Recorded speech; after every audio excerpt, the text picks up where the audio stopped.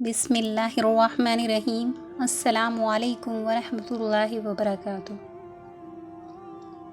कभी सोचा है कि कुछ अल्फाज सिर्फ सुनने के लिए नहीं होते बल्कि ज़िंदगी को बदलने के लिए होते हैं।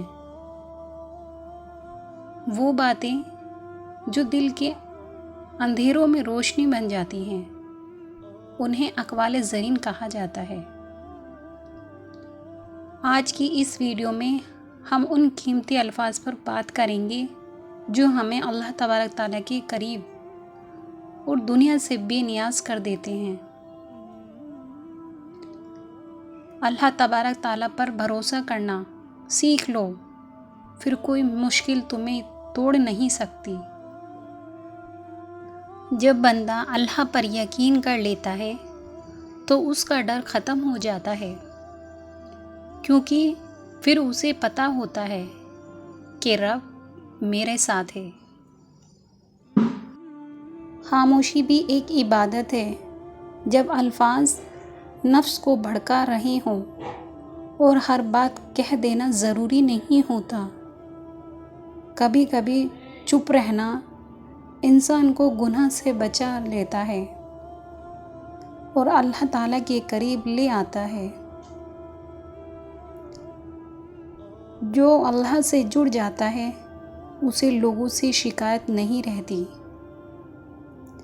जब दिल अल्लाह से भर जाता है तो दुनिया की कमी महसूस नहीं होती। फिर लोगों में या ना मिले सुकून फिर भी रहता है। सब्र का फल सिर्फ मीठा नहीं होता बल्कि शिफा होता है। सब्र दर्द का ख़त्म नहीं करता, लेकिन दिल को मजबूत बना देता है और अल्लाह ताला सब्र करने वालों के साथ होता है। दिल साफ़ हो तो दुआ अल्फाज की मोहताज नहीं होती।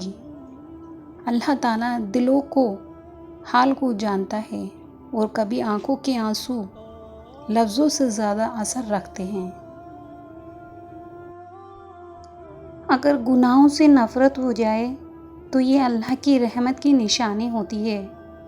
गुनाह का एहसास होना खुद एक नेमत है, क्योंकि जिसे अल्लाह छोड़ देता है उसे गुनाह भी बुरा नहीं लगता।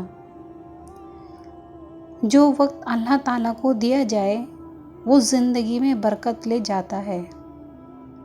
थोड़ा सा वक्त नमाज के लिए और थोड़ा सा वक्त दुआ के लिए और थोड़ा सा वक्त शुक्र के लिए ज़िंदगी को बदल देता है। अक़वाल ज़रीन से सुनने के लिए नहीं, महसूस करने के लिए होते हैं। अगर ये अल्फाज आपके दिल को छू गए हों तो समझ लीजिए अल्लाह आपको याद दिला रहा है कि वो आपसे बहुत करीब है। अल्लाह ताला हमें इन कीमती बातों पर अमल करने की तौफ़ीक़ अता फ़रमाए। आमीन या रब्बुल आलमीन। अगर आपको हमारी वीडियो पसंद आई हो तो हमारे चैनल को लाइक, शेयर और सब्सक्राइब ज़रूर करें। अस्सलामु अलैकुम वरहमतुल्लाहि वबरकातुहू।